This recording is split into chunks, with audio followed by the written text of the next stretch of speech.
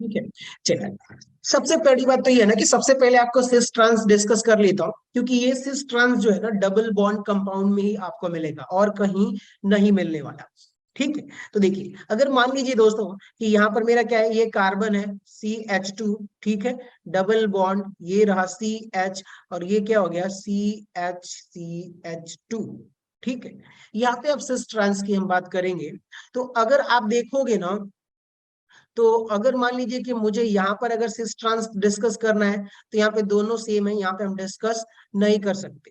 ठीक है, लेकिन अगर इसी को मैं क्या कर दूं, ब्रेक कर दूं, मान लीजिए कि कोई और कंपाउंड ले लेता हूँ, यहाँ पर ये हो गया CH2 डबल बॉन्ड, यहाँ पे C, यहाँ पर क्या हो गया CH3, और यहाँ पर जो हो गया है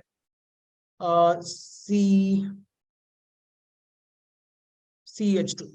ठीक है, तो ऐसे केसेस में अगर मान लीजिए ना, इसको मैं अगर स्ट्रक्चर थोड़ा सा मॉडिफाई करूं, ड्रॉ करूंगा, तो अगर यहाँ पे देखिए कार्बन ये रहा आपका CH3, और इधर क्या हो गया CH2, ये रहा आपका CH2। ठीक है, और ये H हो गया। यहाँ पे आप देख रहे हो कि सेम ग्रुप है ना, ये दोनों सेम ग्रुप जैसे दिख रहे हैं आपको। Yes sir. CH2 same group है, सेम साइड होगा तो हम उसको क्या बोलेंगे दोस्तों, सिस बोलेंगे। अगर अपोजिट साइड होगा तो ट्रांस बोलेंगे। वैसे मैंने ये उतना परफेक्ट नहीं लिया था, हम इसलिए लिए थे कि पॉलीमर में थोड़ा बहुत को रिलेट करे, लेकिन चलिए आ जाए। इसके लिए specifically carbon double bond carbon, ये रहा आपका H, और ये रहा मान लीजिए कि CH3, ये हो गया है आपका CH3, और ये हो गया है H। अब एक बात बताइए, ये हाइड्रोजन सेम साइड है तो क्या बोलेंगे, सिस। ठीक है, ये दोनों सेम साइड है तो क्या बोलेंगे, सिस। अगर यहीं पे इसका स्ट्रक्चर अगर मैं पलट दूं, इसको पलट दूं थोड़ा सा, तो यहाँ पे अगर मैं ड्रॉ करूंगा तो ये हो जाएगा आपका H, ये हो गया H, ये हो गया आपका CH3, ये आपका हो गया CH3। अब यहाँ पे देखिए ना आप, यहाँ पे क्या मिल रहा है, अपोजिट साइड है कि नहीं, तो ये आपका क्या हो गया, ट्रांस हो गया। ठीक है, इसका थोड़ा बहुत जरूरत पड़ेगी हमें। अब चलते हैं दोस्तों, अपना लेक्चर स्टार्ट करते हैं। बच गया था हम लोगों का रबर। आपने देखा होगा कि ब्यूना S आ रहा था तो ब्यूना N आ रहा था, आइसोप्रीन आ रहा था, नियोप्रीन आ रहा था, ये सारे रबर्स जो है आ रहे थे। ठीक है, तो बेसिकली आज जो हम डिस्कस करने वाले दोस्तों वो rubber and type of rubber, तो यानी कि रबर की बात करेंगे बेसिकली। यहाँ पर आप देखिए ना, नेचुरल रबर, नेचुरल रबर में क्या होता है, जो उसका मोनोमर होता है ना, वो मोनोमर क्या होता है, तो ये रहा आप देख लीजिएगा, ये उसका मोनोमर है। ठीक है, यहाँ पे CH2 double bond carbon CH3 and CH2, ये जो इसका मोनोमर यूनिट है। अगर मैं इसको ऐसे कुछ कर दूं, देखिए ये जो स्ट्रक्चर है इसको ऐसे लिख सकता हूं कि नहीं लिख सकता, बताइए आप लोग। ये हाइड्रोजन को एक्सपेंड कर दूंगा तो इधर लिख दूंगा जो कि यही है।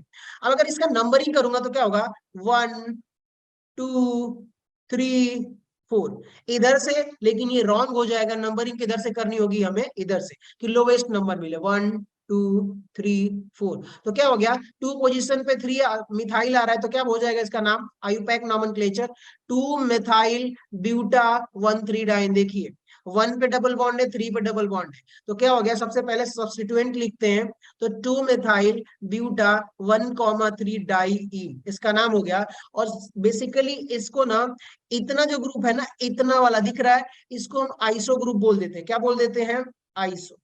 और इसकी वजह से इसका पूरा नाम बोल देते हैं आइसोप्रीन। क्या हो गया बताइए, इस मोनोमर का नाम क्या है, आइसोप्रीन। ठीक है, ये जितना दिख रहा है ना, इसको हम लोग आइसो बोल देते हैं। क्या बोल देते हैं, आइसो ग्रुप बोलते हैं, इसलिए हमने इसको बोल दिए आइसोप्रीन। ठीक है, इतना क्लियर हुआ। Yes yes sir.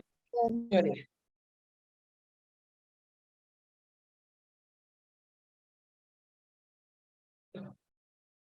चलिए ठीक है, अब आ जाइए। सेम इसी को अगर मैं पॉलीमराइज करूं, तो ये रहा आपका CH2 डबल बॉन्ड CH, ऊपर आपका आ जाएगा यहाँ पर, सॉरी सॉरी ये C होगा, यहाँ पे क्या हो गया CH3, और यहाँ पर क्या हो गया CH double bond CH2, n number of molecules है, तो अब यहाँ पे होगा क्या कि अगर मैं इसका क्या करूं, पॉलीमराइजेशन करूं, क्या कर रहा हूं, पॉलीमराइजेशन अगर करवाऊंगा, तो आप देखोगे कि यहां से ना कुछ करना ही नहीं है, ये बॉन्ड इधर ब्रेक हो जाएगा, ये बॉन्ड इधर ब्रेक हो जाएगा, ये बॉन्ड इधर, ये बॉन्ड इधर, तो बताइए ये फ्री रेडिकल और ये फ्री रेडिकल का डबल बॉन्ड यहाँ पे आ जाएगा कि नहीं आ जाएगा? Yes, sir. ठीक है। और इसी को अगर मैं इसका पॉलीमराइजेशन फाइनल फॉर्म लिखूं, तो ये करूंगा दोस्तों कि ये रहा आपका CH2, यहाँ पर क्या हो गया है C, ये हो गया है आपका CH3, और यहाँ पे डबल बॉन्ड, और यहाँ पे आप देखोगे कि CH, यहाँ पे क्या हो जाएगा CH2, और इसको आप ऐसे कर दीजिए into N। ये आपका ध्यान से सुनिएगा, अब ये जो N आया है मतलब ये क्या हो गया, आइसोप्रीन, पॉली आइसोप्रीन पॉलीमर है। ये भी एक क्या है, रबर की कैटेगरी में आता है। किसकी कैटेगरी में आता है दोस्तों, रबर की। ठीक है, चलिए अब यहाँ तो आपको समझ में आ गया कि भाई हमारे पास पॉली आइसोप्रीन है, और यहाँ पर आप देखोगे कि ये जो पॉली वाला बना हुआ है, इसमें ब्रैकेट के जो अंदर होता है, क्या वो एक ही मोनोमर है कि नहीं, यहाँ पर Yes, एक ही sir. मोनोमर है, यस सर। उसी को हमने एन टाइम लिखा हुआ है। अब बात यहाँ पे ये आती है, पहली बात ये तो लीनियर है, ठीक है, दूसरा क्या कि ये होमोपॉलीमर है, ठीक है। अब ये अगर लीनियर है तो लो हाई डेंसिटी होगी, क्योंकि अच्छे से ये पैक हो जाता है, और कंडेंसेशन पॉलीमर है नहीं, बाकी चीजें हमें समझ में आ जाएगी। और दूसरी बात याद रखिएगा, ये किस कैटेगरी में आता है, ये नेचुरल रबर की कैटेगरी में आता है। किसकी कैटेगरी में आता है ये, पॉलीआइसोप्रीन, Natural rubber. Natural rubber. चलिए बहुत बढ़िया, ग्रेट, याद रखिएगा। अब बात आती है दोस्तों कि यहाँ पर ये जो मोनोमर है ना, ये पॉली आइसोप्रीन तो मिल गया, ये नेचुरल रबर है, किसी प्लांट वगैरह से मिलता है, लेकिन अब यहाँ पे ये दो टाइप का होता है। फर्दर कितने टाइप का, दो टाइप, एक होता है सिस, एक होता है ट्रांस, एक होता है सिस, एक होता है ट्रांस। अब आ जाइए, अगर सिस होगा तो हम क्या बोलेंगे, सिस आइसोप्रीन या सिस पॉली आइसोप्रीन, और अगर ट्रांस होगा तो क्या बोलेंगे, Trans also. Trans poly isoprene. चलिए, आइसोप्रीन तो मोनोमर है, और पॉली इसलिए लगा रहे हैं कि ये पॉलीमर बन रहा है। अब सिस और ट्रांस कहां से कैटेगरीफाई करेंगे, वो आप देखिए। आ जाइए, ये हमारा रहा सिस 1,4 पॉली आइसोप्रीन। पहले तो मैं पॉली आइसोप्रीन का स्ट्रक्चर बनाता हूं, यहाँ पे देखिए आप, इस तरफ बनाता हूं, ये रहा आपका CH2 डबल बॉन्ड C, ये हो गया है आपका CH3, ऐसे नहीं दोस्त CH3, ठीक है, ये हो गया है आपका CH2। अब देखिए, इसका फ्री रेडिकल, इसका फ्री रेडिकल, इसका फ्री रेडिकल, इसका फ्री रेडिकल, ये क्या मैं अगर जो फाइनल फॉर्म लिखूंगा N, जो हमने वहां पे लिखा था पहले वाले पेज पे, तो उसको ऐसे ही लिखा था ना, CH2, और इसको खाली छोड़ दिया था। फिर यहाँ पे आ जाओगे तो CH double bond CH2 free radical, तो इसको मैंने खाली छोड़ दिया था, और ये आगे ऐसे बढ़ता हुआ चला जा रहा था, और यहाँ पर क्या था आपका CH3 था कि नहीं था, बताइए आप लोग। Yes, sir. अब इसको मैं एक्सपेंड करके लिखता हूँ, दो स्ट्रक्चर बनाता हूँ, एक्सपेंड करके लिखूंगा, कौन से, दो स्ट्रक्चर, एक सिस बन सकता है, एक ट्रांस बन सकता है, वो देखिएगा। अब ध्यान से सुनिए कि ये वाले दो ग्रुप, आपसे पूछता हूँ कलर चेंज करके, और ये वाला बताइए, ये ग्रुप और ये ग्रुप सेम है कि नहीं, यस सर। Yes, sir. ठीक है। चलिए अब यहाँ पे इसको इरेज करता हूँ, थोड़ा सा येलो कलर में लिख देता हूँ। ये बताइए, ये C है और ये H है। अब बताइएगा, ध्यान से सुनिएगा कि भैया colour colour colour colour red कर ये कर देता हूँ, ये CH3 और ये H अलग अलग डिफरेंट ग्रुप है कि नहीं, Yes, sir. Yes sir. चलिए क्या होगा यहाँ पर कि इसी को एक्सपेंड करूंगा, सबसे पहले इसका सिस स्ट्रक्चर बनाता हूँ, ये रहा आपका C, carbon double bond c. अगर मान लीजिए कि CH2 जो चेन जा रही है वो नीचे है, इसका हाइड्रोजन ऊपर है, और ये CH2 जो है वो किधर चला गया, ऊपर, तो ये ऊपर से पॉलीमर होके जा रही है, और मिथाइल ग्रुप किधर आ गया है, CH3 नीचे। क्या एक बात बताइए, ये जिसकी आप जिक्र कर रहे थे कि भैया सेम ग्रुप, जिक्र कर रहे थे किसकी, सेम ग्रुप की, तो ये रहा सेम ग्रुप, आप देख रहे हो नीचे है, ये सेम ग्रुप ऊपर है, अबव, अबव द प्लेन, और ये क्या है आपका, बिलो द प्लेन, यानी डबल बॉन्ड के नीचे। अब बताइए क्या ये अपोजिट साइड है कि नहीं, Yes, sir. Yes, sir. ठीक है। चलिए, अगर ये अपोजिट साइड है दोस्तों, तो इसका कहने का मतलब क्या हुआ कि इसको मैं ऐसे लिख सकता हूं कि नहीं, कि ध्यान से सुनिएगा, सॉरी ये अपोजिट साइड है, तो इसको लिख सकता हूं मैं ट्रांस 1,4 पॉली आइसोप्रीन। बोल सकता हूं कि नहीं बोल सकता, बताइए आप लोग। Yes, sir. ये बना वहीं से है, याद रखिएगा, कहां से बना हुआ है, 1,4 से ही बना हुआ, ठीक है। लेकिन ये तो हमारा वो स्ट्रक्चर है। अब बात करते हैं सिस वाले के केस में, इसके स्ट्रक्चर पे इधर आ जाइए। अब सिस का अगर स्ट्रक्चर में ड्रॉ करूंगा यहीं से दोस्तों, तो ये दोनों, मान लीजिए कि ये रहा आपका carbon double bond carbon, CH2 जो है वो इधर से जा रहा है और इधर निकल गया। ये इसका जो दूसरी साइड वाला CH2 जो चेन बढ़ती जाएगी वो नीचे की तरफ रहेगा। इधर आपको क्या मिलने वाला है, CH3, इधर क्या मिलने वाला है, हाइड्रोजन। होगा कि नहीं होगा? Yes, sir. क्या इसका नाम, क्या मैं सिस लगा सकता हूं इसके आगे? Yes, sir. Yes, sir. तो अब ये क्या हो जाएगा आपका, सिस 1,4 पॉली आइसोप्रीन बोलेंगे इसको, लेकिन यहाँ पॉलीमर में आ जाएगा, एन लगा देंगे तो क्या बोल देंगे इसको हम लोग, पॉली आइसोप्रीन। ठीक है, चलिए अब बात करते हैं कि ये सारे के सारे क्या है, नेचुरल रबर है, नेचुरल रबर, नेचुरल रबर, ठीक है। और एक दो चीजें और देख लेता हूँ, कहीं कुछ छूट रहा हो तो।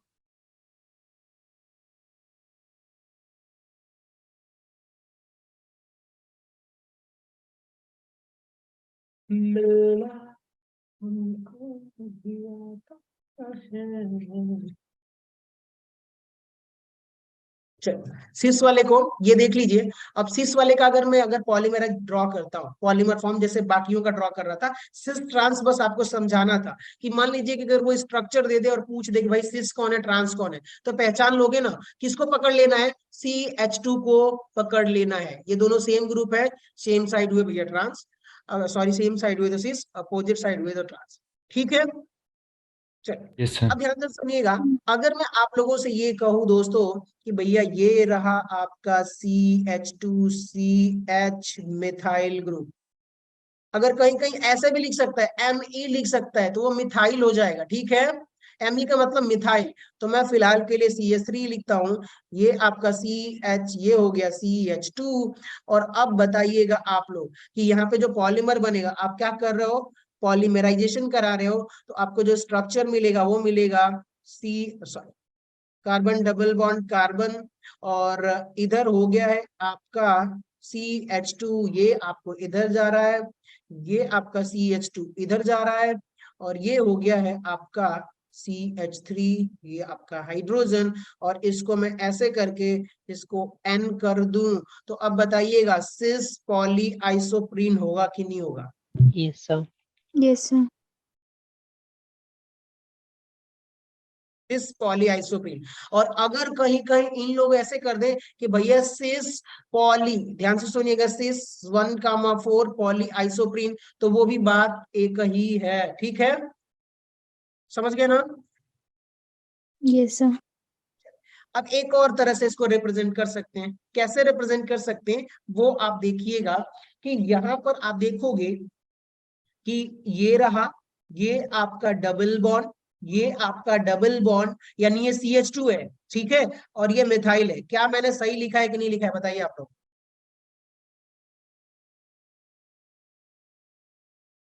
चेक करिए।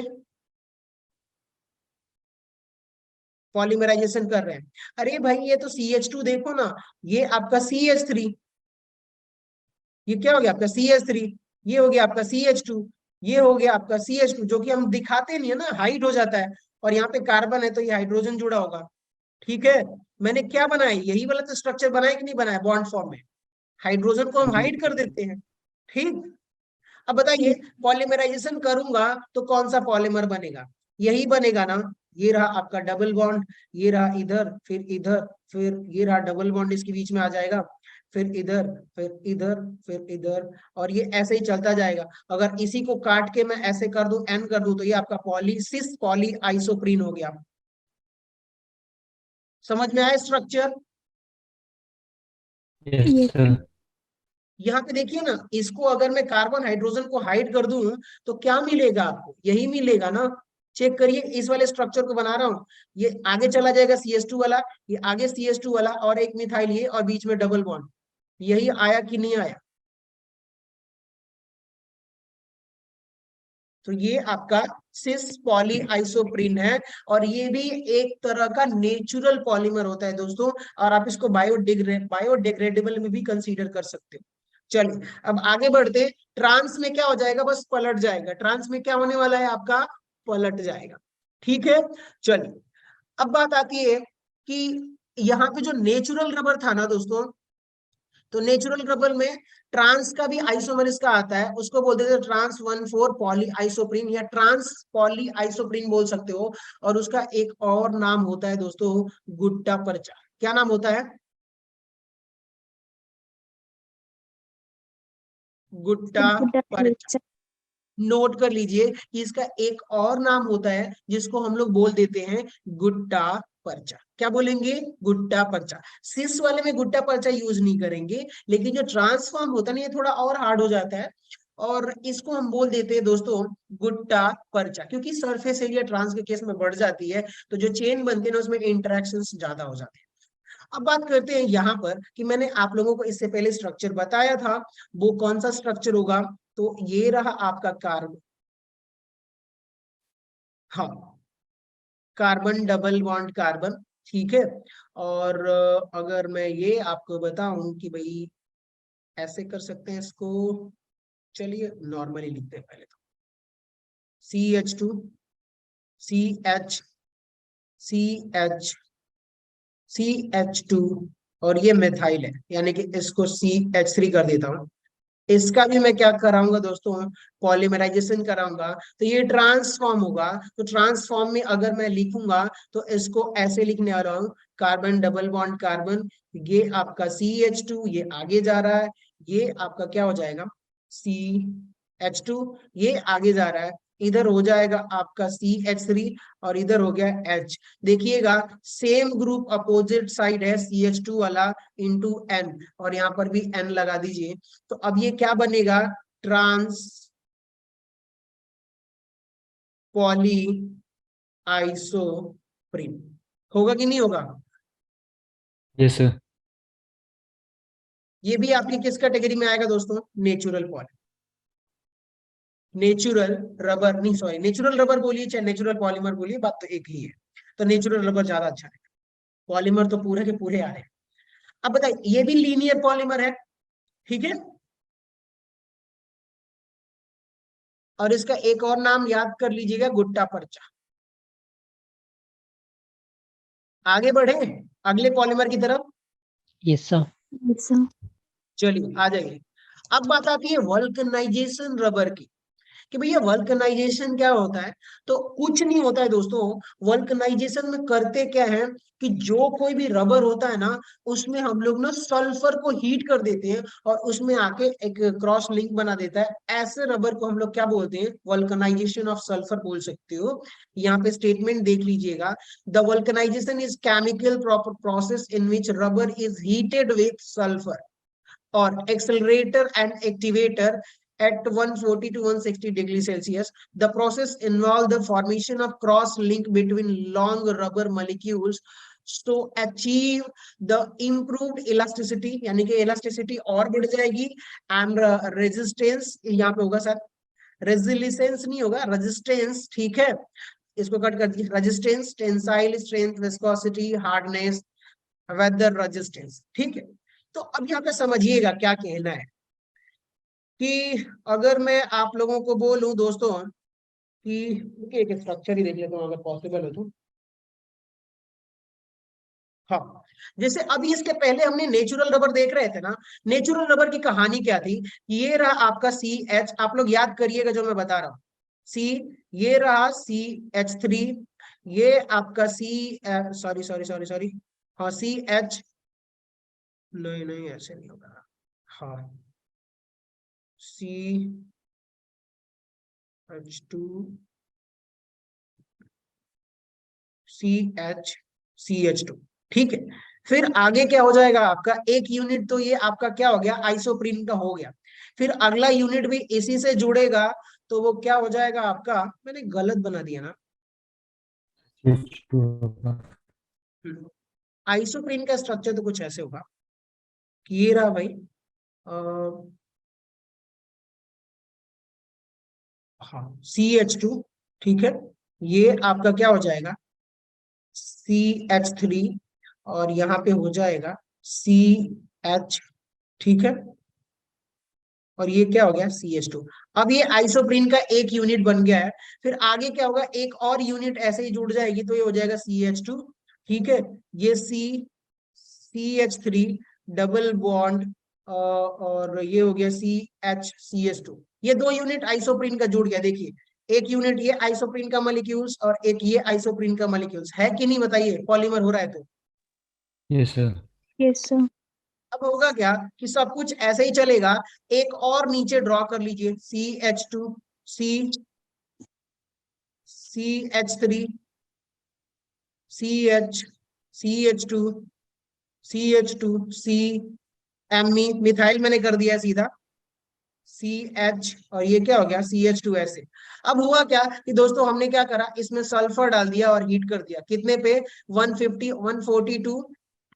142, 160 डिग्री सेल्सियस पर जब आप हीट करोगे तो वो क्या होगा, वो जो सल्फर है ना साहब, यहाँ पर क्या हो जाएगा कि ये सल्फर इसके साथ कंबाइन हो जाएगा। वैलेंसी हमें नहीं बना रहा, बस दिखा रहा हूँ कि भैया ये सल्फर यहाँ पे आके कंबाइन हो जाए, सल्फर और यहाँ पे अटैच हो गया। अब क्या बना देगा, ये क्रॉस लिंकिंग बना देगा, और इसी क्रॉस लिंक्ड को हम क्या बोल देते हैं, या तो क्रॉस लिंक्ड पॉलीमर बोल देंगे, या सल्फर आके ट्रैप हुआ है जिसकी वजह से रेजिस्टेंस आपका क्या हुआ है। अब ये दो लेयर, दो लाइन दिख रही है ना, ऊपर वाली एक लाइन ये वाली, और नीचे वाली, अगर मान लीजिए इसको ऊपर इधर खींचोगे तो ये वाली ऐसे ही रह जाएगी, और ये सल्फर का एंगल क्या हो जाएगा, ऐसे हो जाएगा।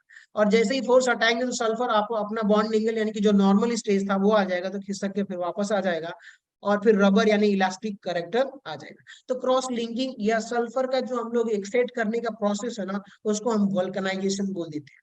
ठीक है, क्लियर, Hmm. चलिए, और कुछ नहीं करना है इसमें, सल्फर की सिर्फ क्रॉस लिंकिंग आ जाती है। अब बात आती है दोस्तों, सल्फर हमने समझ लिया है, हमने नेचुरल रबर में हमारा आइसोप्रीन था पूरा, उसका सिस आइसोप्रीन और ट्रांस आइसोप्रीन और एक नॉर्मल आइसोप्रीन का हमने देखा है, स्ट्रक्चर आपको याद होना चाहिए। अब आते हैं सिंथेटिक पॉलीमर में, सिंथेटिक रबर में, ठीक है। तो सिंथेटिक रबर में क्या होता है दोस्तों, आप लोगों ने कई बार जब हम क्वेश्चंस डिस्कस कर रहे थे ना पेपर, तो उसमें देख रहे थे नियोप्रिन रबर, नियोप्रिन रबर, बार बार आ रहा था कि नहीं आ रहा था। Yes, Yes sir. sir. इसका व्याख्यान कर देते हैं। देखिए नियोप्रिन रबर जो है ना दोस्तों, यहाँ पर क्या है, आप ध्यान से सुनिएगा। जो शुरू में इससे पहले जो हम स्ट्रक्चर देख रहे थे, वहां पे क्या था, CH2, सी, इधर क्या था CH3, इधर था CH2। बताइए ये कौन सा मोनोमर है, Isoprene. आइसोप्रीन है ना। Yes Yes, sir. sir. इससे पहले नेचुरल में हमने डिस्कस किया कि नहीं किया। अब इंसान कितना स्मार्ट है, यहीं से देख सकते हो आप लोग। उसने क्या करा कि भैया ये नेचुरल रबर था, उन्होंने सिर्फ एक ही काम करा है कि भैया यहाँ से मिथाइल को हटा के इन्होंने क्या जोड़ दिया हुआ है, जोड़ दिया हुआ है chlorine, Yes sir. Chlorine Yes, ही sir. जो सब्स्टिट्यूट कर दिया, मिथाइल को हटा करके लैब में लाए और उसने कहा कि भाई कोई केमिकल रिएक्शन कराते हैं और सीधा मिथाइल को हटा के क्लोरीन रख देते हैं। तो इससे पहले क्या था, आइसोप्रीन था, और अब क्लोरीन रखने से इसका नाम क्या हो गया दोस्तों, क्लोरोप्रीन। क्लियर हो गया? Yes, sir. Yes, sir. और इंसान थोड़ा और स्मार्ट है, तो उन्होंने क्या करा, CH2 सी क्लोरीन, थोड़ा अच्छे से बनाता हूँ, क्लोरीन, और यहाँ पे हो गया CH2, और इन्होंने पॉलीमराइजेशन जब कराया ना दोस्तों, तो इन्होंने जिगलर नाटा कैटलिस्ट रखा। कौन सा? Ziegler Ziegler Natta. Natta catalyst. और उस कैटालिस्ट में होता क्या है, तो मिक्सचर होता है। किसका किसका मिक्सचर होता है? TiCl4, titanium chloride plus aluminium try ethyl बोल सकते हो, ठीक है, CH2H5 थ्राइस, ये इथाइल चेन है, तो ट्राई इथाइल एल्यूमिनियम है, और ये TiCl4 यानी कि टाइटेनियम टेट्राक्लोराइड है, ठीक है। अब हुआ क्या, आपको पता है कि भाई जो टाइटेनियम में डी ब्लॉक ऑफ एलिमेंट है, तो ये ट्रांजिशन मेटल है, कैटलिस्ट की तरह काम करता ही करता है। तो चलिए, अब ये दोनों मिक्सचर को हम क्या बोल देते हैं, जिगलर नाटा कैटलिस्ट, और ये भैया आपका क्या है, क्लोरोप्रीन। क्या है ये? क्लोरोप्रीन मोनोमर है, और इसका जब पॉलीमराइजेशन होता है तो कैसे होगा, ये बॉन्ड इधर, ये बॉन्ड इधर, ये बॉन्ड इधर, ये बॉन्ड इधर, ठीक है। अब आप समझ जाइएगा कि कहानी जो होने वाली है वो बड़ी मजेदार होने वाली है। तो अब मैं पॉलीमर फॉर्म लिखता हूँ CH2, और इसको ऐसे कर देता हूँ, आगे का ऐसे ही एज इट इज छोड़ देता हूँ, कार्बन क्लोरीन, डबल बॉन्ड यहाँ पे आ जाएगा, फ्री रेडिकल ओवरलैप कर लेगा, तो CH2 और ये इंटू N। अब ध्यान से सुनिएगा, ये जो पॉलीमर बना हुआ है, या तो पॉलीक्लोरोप्रीन बोलिए, हो सकता है कहीं कहीं आपको भटकाने के लिए लिख दे पॉलीक्लोरोप्रीन, या फिर इसी का रबर का नाम क्या हो जाता है, नियोप्रीन रबर। क्या हो जाता है इसका नाम? Neoprene. तो साथ में लिखते चलिएगा। अब नियोप्रीन में मोनोमर कौन सा होता है? Chloroprene.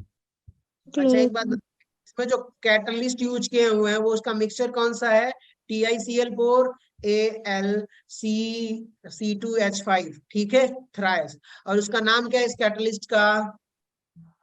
Ziegler Natta catalyst. ठीक है, नोट कर लीजिए इसको। अब हमने नियोप्रीन रबर भी देख लिया, ये भी सिंथेटिक रबर है, ये नेचुरल रबर नहीं है।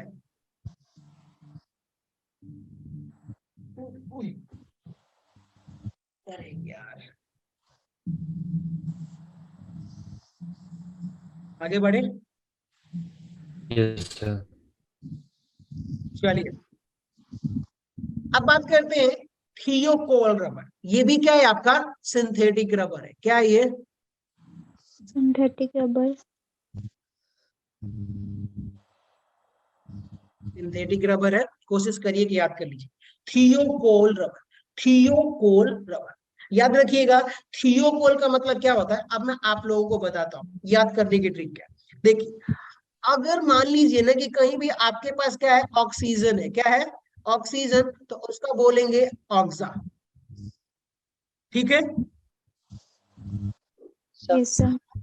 मान लीजिए नाइट्रोजन कहीं प्रेजेंट होता है, नाइट्रोजन डबल बॉन्ड नाइट्रोजन ऐसे करके, ट्रिपल बॉन्ड या डबल बॉन्ड ऐसे करके, ठीक है, तो इसको क्या बोलेंगे, एजा बोलेंगे, ठीक है। अगर कहीं सल्फर सल्फर प्रेजेंट है तो इसको क्या बोलेंगे, थायो बोलेंगे। क्या बोलेंगे? Ayo. तो इसलिए हमने यहाँ पे क्या रखा हुआ है, सल्फर डबल बॉन्ड सल्फर, आपकी मेमोराइज के लिए। ऑक्सीजन होगा तो ऑक्सा, नाइट्रोजन होगा तो एजा, सल्फर होगा तो थायो। तो अब ध्यान से सुनिएगा कि यहाँ पर हमने क्या यूज किया हुआ है, थायोकोल रबर बनाने के लिए दो मोनोमर हमने यूज किया हुआ है। उस मोनोमर का नाम क्या है, तो भैया सोडियम पॉलीसल्फाइड। इसका क्या नाम है? Sodium polysulphide. देखिए इसका स्ट्रक्चर आप देखोगे तो क्या है भाई, NaS Na सोडियम पॉलीसल्फाइड, यानी कि एक नहीं है भैया, 2 से 3 ज्यादा सल्फाइड है। अब आ जाइए एथिलीन डाइक्लोराइड, एथिलीन डाइक्लोराइड, तो यहाँ पे देखिएगा इसका स्ट्रक्चर क्या भैया, ये क्लोरीन, ये रहा CH2, ये रहा आपका CH2Cl। अब यहाँ पे होता क्या दोस्तों कि यहाँ पर पॉलीमराइजेशन होगा, ये दोनों मोनोमर है, यानी कि अगर मैं यहाँ से आपको बोलूं कि भैया ये होमोपॉलीमर है कि कोपॉलीमर है, तो क्या बोलोगे आप लोग? कोपॉलीमर। ठीक है, चल आ जाओ। अब इसका पॉलीमराइजेशन दिखाऊंगा तो कैसे होगा, ये रहा आपका एक Cl, ये हो गया आपका CH2, ये हो गया आपका CH2Cl। ठीक, ये आपका एथिलीन डाइक्लोराइड मोनोमर है, और साथ में इधर से भैया एक कनेक्ट हो जाता है Na, सल्फर सल्फर, यहाँ पे Na, यहां से क्या ये कनेक्ट होके निकल जाएगा NaCl। ठीक है, निकल जाएगा आपका NaCl। अब कोई प्रोडक्ट निकल रहा है तो ये कंडेंसेशन की कैटेगरी में आ जाएगा। ठीक, फिर हुआ क्या कि इधर से भी अगर आप मान लीजिए हीट करोगे तो क्या हो जाएगा NaSSNA प्लस, तो इधर से भी निकल जाएगा ये, समझ में आ गया? तो अब ये फिर इधर से दूसरा आगे कंबाइन होगा। तो अब मैं अगर इसका पॉलीमर लिखूंगा तो क्या लिखूंगा वो देखिएगा, यहाँ पे क्या हो गया आपका CH2S, और फिर उसके बीच में क्या ट्रैप हो जाएगा CH2, और ऐसे पॉलीमर को हम लोग क्या बोल देंगे बताइए? थियोकॉल रबर।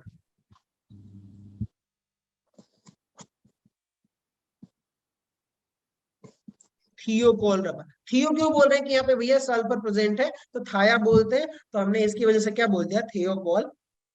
ठीक है, क्लियर हो गया? Yes sir. yes sir, चलिए नोट कर लीजिए, 36 मिनट दे लिया मैंने आप लोगों का।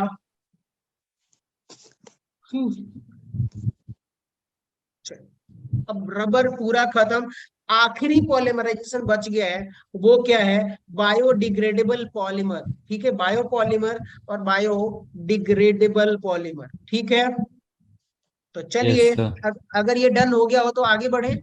Yes sir. चलिए ये देखिए, अच्छा इसी में थोड़ा बहुत एक एक चीज और देख लेते हैं। हाँ हाँ, सॉरी सॉरी सॉरी, ये देखिए ब्यूना एस हमने पढ़ा ही है। ठीक है, तो यहाँ पे दो चीजें, ब्यूना क्या है, ब्यूटाडाइन है, और यहाँ पे Na जो है ना वो सोडियम स्टैंड करता है, क्या करता है? सोडियम। sodium, हाँ, स्टाइरिन, तो ये वाला एस तो स्टाइरिन करेगा, लेकिन ये जो Na है ना, इसका मतलब सोडियम उस रिएक्शन में रिएजेंट की तरह यूज करते हैं। ब्यूना एन, मतलब ये तो भैया ब्यूना एन है, और एन में क्या आ जाता है वो हम देख लेंगे, आप उसका टेंशन मत लीजिएगा। ये देखिए ब्यूटाडाइन, ब्यूना एन का मतलब आपका क्या हो रहा है, एक्राइलोनाइट्राइल। क्या? acrylonitrile, acrylonitrile. ठीक है, इसके दो मोनोमर्स है, ब्यूना एन अगर कहीं आएगा तो क्या हो जाएगा, एन की जगह मतलब एक्राइलोनाइट्राइल। ठीक है, आपका एक मोनोमर क्या है, ब्यूटाडाइन है, और दूसरा क्या है, एक्राइलोनाइट्राइल। अब इसका पॉलीमराइजेशन कराऊंगा तो आपके सामने ही लिख रहा हूं, फटाफट बताइएगा कि ये हो गया है आपका ऐसे CH2, CH double bond CH2, और ये CH2 भी जुड़ जाएगा जैसे ऐसे ऐसे, तो ये फिर ये फिर ये। ठीक है, और ये जुड़ेगा तो ये 4-5 चेन हो जाएगी, तो ये हो गया आपका CH2, और इधर आ जाएगा आपका CN, और ये H, और इसको इधर कर देंगे इनटू N टाइम्स। तो ये जो पॉलीमर होगा ये कौन सा पॉलीमर हो जाएगा, ब्यूना एन। ठीक है, clear? yes sir, yes sir,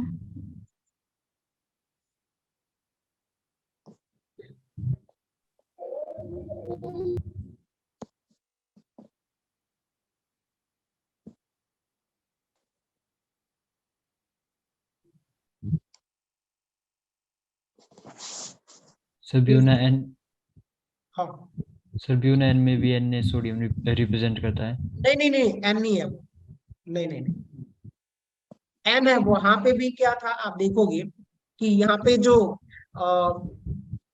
यहाँ पे ना ध्यान से सुनिएगा, ब्यूना, ब्यूना समझ रहे हो ना, इसलिए मैंने यहाँ पे लिखा हुआ है ब्यूना, ये वाला पूरा, समझ गए।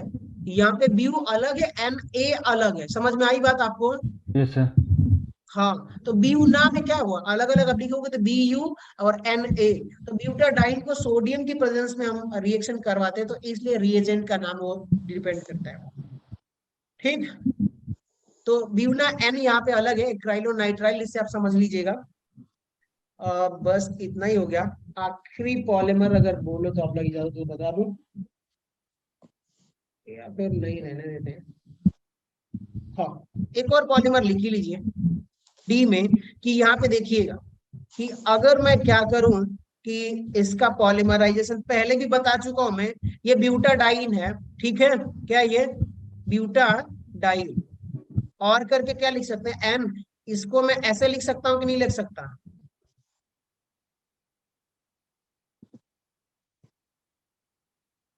और इसके में क्या यूज करने वाला हूं, TiCl4 plus Al,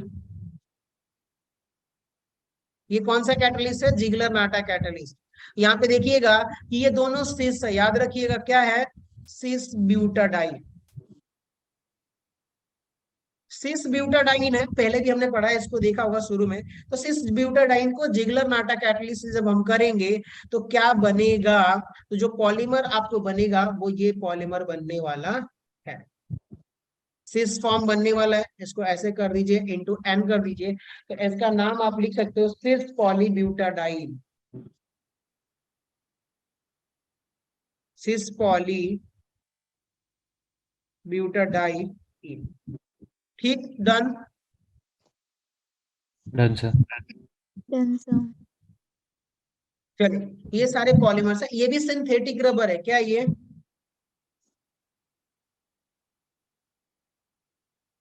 synthetic rubber, great.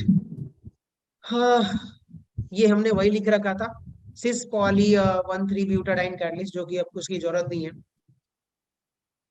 अब एक काम करते हैं दोस्तों, 41 मिनट हो गया, पढ़ने का इरादा है क्या, कि कुछ Yes, और sir. काम है? हाँ,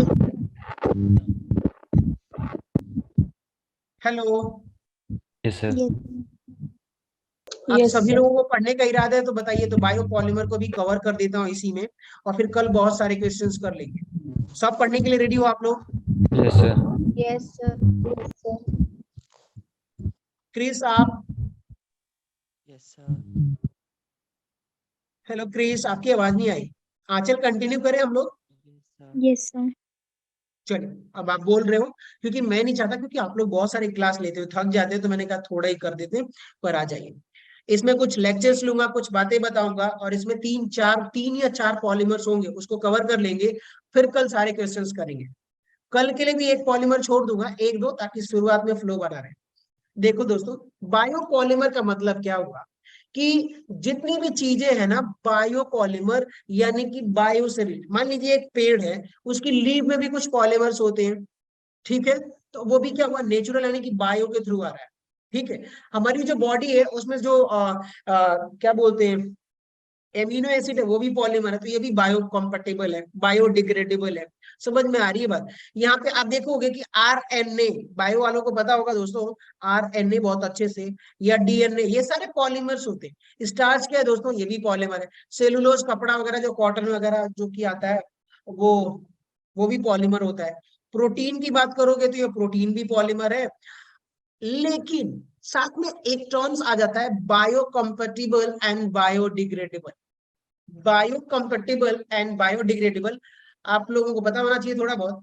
बायोडिग्रेडेबल का मतलब मैं समझा देता हूं, कि मान लीजिए दोस्तों कि आपके पास एक यहां पर एक ट्री है, क्या है, एक ट्री, ट्री को मैं चलो बना ही देता हूं, अच्छे से बनाता हूं, थोड़ी बहुत तो मुझे इतना अच्छा भी नहीं बनेगा। हमने एक ट्री बनाया, और एक कॉटन का ट्री है, ये किसका ट्री है, ये Cotton. कॉटन। यहाँ से आपको क्या मिलता है, रुई वगैरह मिलता है, उसको क्या बोलते हैं इंग्लिश में, क्या बोलते हैं इसको हम लोग, कॉटन बोलते हैं क्या दोस्त? Yes, sir. Yes, sir. ठीक है, उस रुई वगैरह तकिया वगैरह में होता है, वो सेलुलोज होता है, वो एक पॉलीमर है। क्या है वो, पॉलीमर, और वहीं पे एक आप पॉलीमर ले लीजिए, सेलुलोज ले लीजिए, सेलुलोज, और वहीं पर एक सिंथेटिक रबर कोई भी ले लीजिए, पॉलीथीन ले लीजिए। अब बताइएगा कि अगर मैं यहाँ पर क्या रखता हूँ, पॉलीएथिलीन लेता हूँ, और इस सेलुलोज को भी मैं बाहर फेंक देता हूँ किसी भी पानी में चाहे नाले में, और इस पॉलीथीन को भी नाले में फेंक देता हूँ, क्या नाले में या चाहे कहीं भी आप फेंकोगे, क्या धरती के अंदर भी बैक्टीरिया या ऑर्गेनिज्म वगैरह होते हैं कि नहीं होते? Yes, Yes, sir. sir.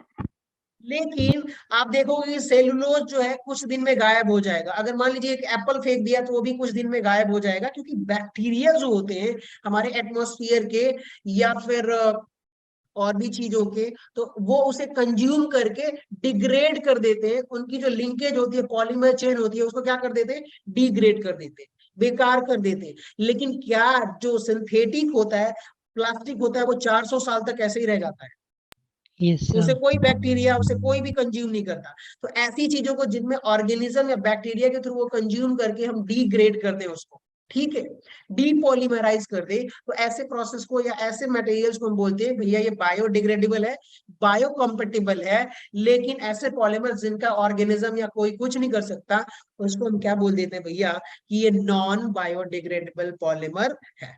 ठीक है, Yes, done. sir. So biodegradable एक ही है। नहीं नहीं, बायोकम्पेटिबल का मतलब ना दोस्त, अभी बताता हूँ, ध्यान से सुनो कि बायोडिग्रेडेबल का मतलब क्या होता है। कि अगर ध्यान से सुनिएगा, आप कुछ मेडिसिन वगैरह खाते हो ना, जैसे कि बायोकम्पेटिबल का मतलब ये सुनिएगा कि एक पॉलीमर होता है, और वो पॉलीमर आगे मैंने लिखा हुआ है, क्या वो, ये देख रहे हो आप लोग, पीएलए पीजीए, हाँ ये रहा, पीजीए और पीएलए। यहाँ पर ना मैं आपको श्योर गारंटी तो नहीं दे रहा, रेशियो एक बार देखना पड़ेगा, मैं बताता हूँ। हाँ क्या वो,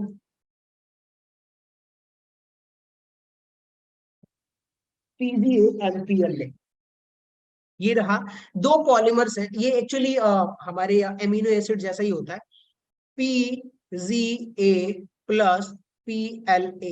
आप एक काम करिए, इसको 90% ले लीजिए और इसको 10% ले लीजिए, और इसके इन दोनों को 90% और 10% मिला करके लैक्टिक एसिड है, और एक है ग्लाइकेलिक एसिड है, ग्लाइकोलिक एसिड है, ठीक है। ये दोनों को मिलाओगे ना तो एक पॉलीमर बनेगा, और उस पॉलीमर से मान लीजिए कि आप कहीं जा रहे हो, आपका भगवान न करे ऐसा हो, भगवान ना करे, मान लो कि कोई जा रहा है, कोई जा रहा है, हम नहीं जा रहे, और उसका क्या हुआ, एक्सीडेंट हो गया, एक्सीडेंट हुआ, कहीं हाथ कट गया, तो डॉक्टर के पास जाते हो तो क्या करता है, एक रस्सी क्या होती है, स्टीचेस जैसा, कोई रस्सी जैसा होता है, पॉलीमर होता है, और उससे क्या कर देते हो, वो कुछ वगैरह जो भी चोट लगी होती है उसको सील देते हैं। समझ में आई बात, क्या करते हैं, उसको एक रस्सी से लेके बांध देते हैं, और वो जो रस्सी होती है, मान लो पॉलीथीन का होगा, तो आपको कैंसर नहीं हो जाएगा क्या? समझ रहे हो Yes. आप लोग? तो Yes. हुआ क्या, मान लो कि ये आपका हाथ है, ठीक है, और इसके बीच में यहां से कट गया है, तो अब इसको रस्सी से क्या करेंगे ये लोग, ऐसे स्टिचेस से बांध देंगे, और वो जो पॉलीमर होता है ना, बायोकम्पेटिबल होता है। क्या होता है, बायोकम्पेटिबल होता है, यानी कि जो हमारे बॉडी के अंदर जो बैक्टीरिया होते हैं ना, तो आपने अंदर से ऐसे करके बांधा ओंड को, जो भी चोट लगी थी, कटा हुआ था, तो अंदर के जो बैक्टीरिया होंगे ना उसको खा जाएंगे, और ब्लड के थ्रू डिजोल्व होकर निकल जाएगा वो। समझ में आई बात? तो यानी कि अगर किसी और रस्सी से या किसी और चीज से बांधते तो आपको क्या हो जाता, एलर्जी होती, या फिर और भी चीजें हो जाती, और फिर आपका बॉडी में कैंसर वगैरह के चांसेस बढ़ जाते। लेकिन बायोकम्पेटिबल का मतलब कि जो हमारे अंदर जो बैक्टीरिया है, ऑर्गेनिजम्स है, वो उसको कंज्यूम कर जाएंगे, और इसलिए वो रस्सी 10-15 दिन में गायब हो जाएगी। तो ऐसे मटेरियल्स को हम क्या बोलेंगे, बायोकम्पेटिबल मटेरियल। ठीक है, Yes, sir. Yes, sir. चलिए अब आ जाइए। सो अब बायोडिग्रेडेबल का मतलब और डिग्रेडेबल का मतलब आप समझिए कि भैया जो हमारे एटमॉस्फेयर में बैक्टीरिया होता है वो कंज्यूम कर देगा, डिग्रेड कर देगा, और कंपेटेबल का मतलब भी समझ में आ गया होगा।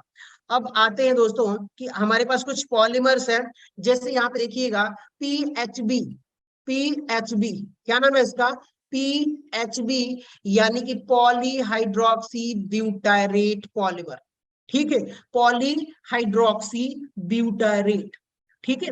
ये पॉलीमर का नाम है, क्या नाम है, पॉलीमर का नाम है पॉलीहाइड्रोक्सी ब्यूटायरेट, शॉर्ट में क्या बोलेंगे, PHB, यहां से P, यहाँ से H, यहाँ से भी, ठीक है।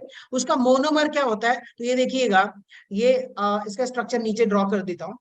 ये रहा आपका OH, ये रहा CH, ये हो गया आपका CH3, CH2, COOH। ये देखिएगा कार्बोक्सिलिक एसिड है, तो यानी कि एसिड तो आने वाला है, ओइक एसिड आने वाला है। 1 2 3, थर्ड नंबर पे OH अटैच्ड है कि नहीं, तो इसको क्या बोल देंगे भैया कि 3 हाइड्रोक्सी। थर्ड नंबर पे OH अटैच्ड है, तो देखिए थर्ड पे OH, तो 3 हाइड्रोक्सी। अब बताइएगा 1 कार्बन, 2 कार्बन, 3 कार्बन, 4 कार्बन, तो क्या बोलेंगे, 4 कार्बन का मतलब butane oic acid.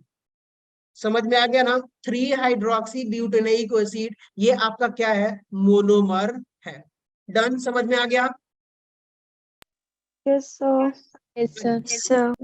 Polymer draw करते हैं। ये रहा आपका OH, ये CH, ये हो गया आपका CH3, ये CH2, और ये आपका हो गया OH, और इंटू N कर देते हैं, N नंबर ऑफ, और यहाँ पे क्या हो जाता है, कंडेंसेशन होता है इसमें। कंडेंसेशन का मतलब कि भैया यही बार बार क्या होगा, रिपीट होता रहेगा। होमोपॉलीमर है लेकिन कंडेंसेशन रिएक्शन होगी, कंडेंसेशन, तो यहाँ से वाटर निकलेगा, और इसी में से आप देखोगे कि जो पॉलीमर निकल के आएगा वो क्या हो जाएगा, OCH, CH3, CH2।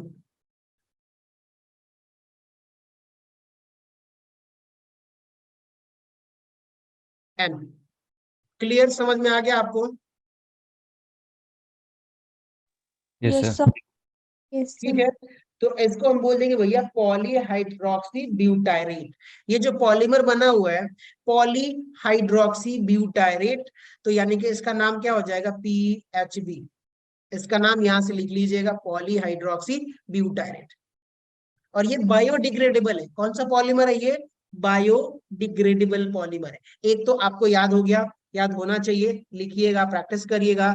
आगे बढ़ते हैं, एक और, अब एक का नाम है PHB भी। क्या नाम है, PHB भी। ठीक है, यहाँ पे देखिए 1 2, कलर ऐसे नहीं रहना चाहिए था, ये देखिए 1 2 3 4, पहले भी 4 कार्बन की चेन थी, तो हमने क्या बोला, 3 हाइड्रोक्सी ब्यूटेनोइक एसिड। हमने एक चेन और बढ़ा दी है, 1 2 3 4 5, 4 था तो ब्यूटेनोइक, 5 था तो पेंटेनोइक एसिड बोल दिया। या फिर आप क्या बोल सकते हो, ब्यूटायरेट बोलोगे, और जैसे ही 5 कार्बन होगा ना, तो उसके लिए हम वेलरेट बोलते हैं। क्या बोल देते हैं 5 कार्बन के लिए, वेलरेट। ठीक है, तो अब यहाँ पे सुनिएगा क्या हो रहा है कि भैया 3 हाइड्रोक्सी ब्यूटेनोइक, तो एक तो हमने आपको बता ही दिया है। दूसरा जो पॉलीमर है यहाँ पर, वो आप देखोगे 3 हाइड्रोक्सी पेंटेनोइक एसिड, और इन दोनों का जब पॉलीमराइजेशन करेंगे तो आपको PHB भी पॉलीमर मिलेगा। लेकिन एक काम करो दोस्तों, आप लोग आराम कर लो, यहाँ पे 14 लोग हो गए, जो कि मैं चाहता नहीं कि ऐसा हो। ठीक है, तो कल 3 पॉलीमर है, एक ये बचा हुआ है, एक PLA GLA वाला बचा हुआ है, और एक और पॉलीमर। तीनों को बता करके फिर हम क्या करेंगे, क्वेश्चंस प्रैक्टिस करेंगे। ठीक है, Yes, sir. Yes, Sir. मैं 4 लोग कम हो गए, मैं चाहता नहीं हूँ, और आप लोग भी आराम करो, थक गए होगे, बहुत थक गए हो।